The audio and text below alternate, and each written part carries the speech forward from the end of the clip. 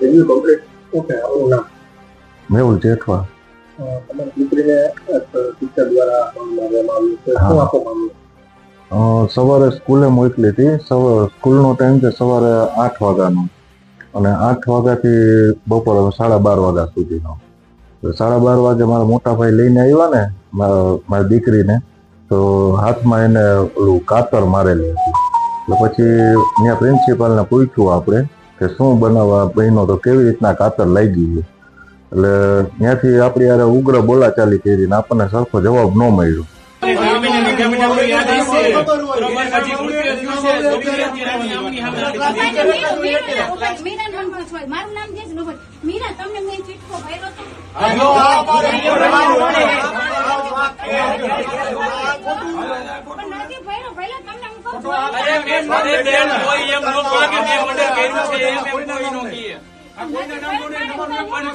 સ્વીકારે કે મેં મર્ડર કર્યું, મર્ડર કરી નાખું હું સ્વીકારું મેં મર્ડર કર્યું.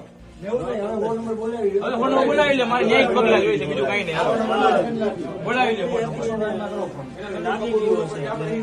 એમ કીધું કે ભાઈ તમે લોકો કરેલું છે.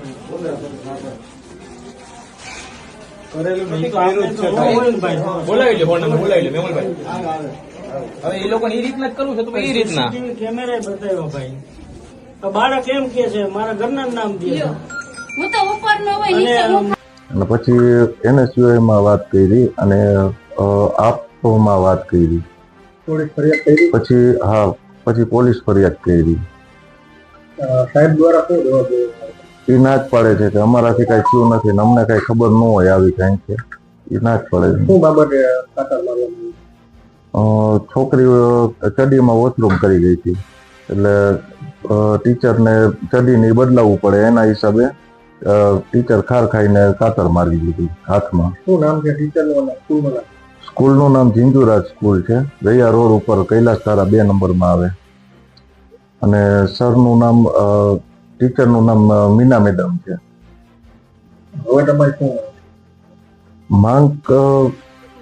ન્યાય મળે બસ, બીજું કાંઈ નહીં. અમારે છોકરીને આવી રીતના, અમારી છોકરી આવી રીતનું થયું છે કે આવી રીતનું સ્કૂલ અને રેસિડેન્ટ એરિયામાં સ્કૂલ છે, એને પરમિશન કેવી રીતના મળી છે એ જ કાંઈ ખબર નથી.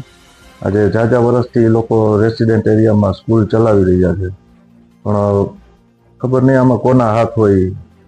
તમે પોલીસ ફરિયાદ કરી? તો પોલીસ ના, પોલીસ ફરિયાદ તો અમારે લઈ લીધી છે.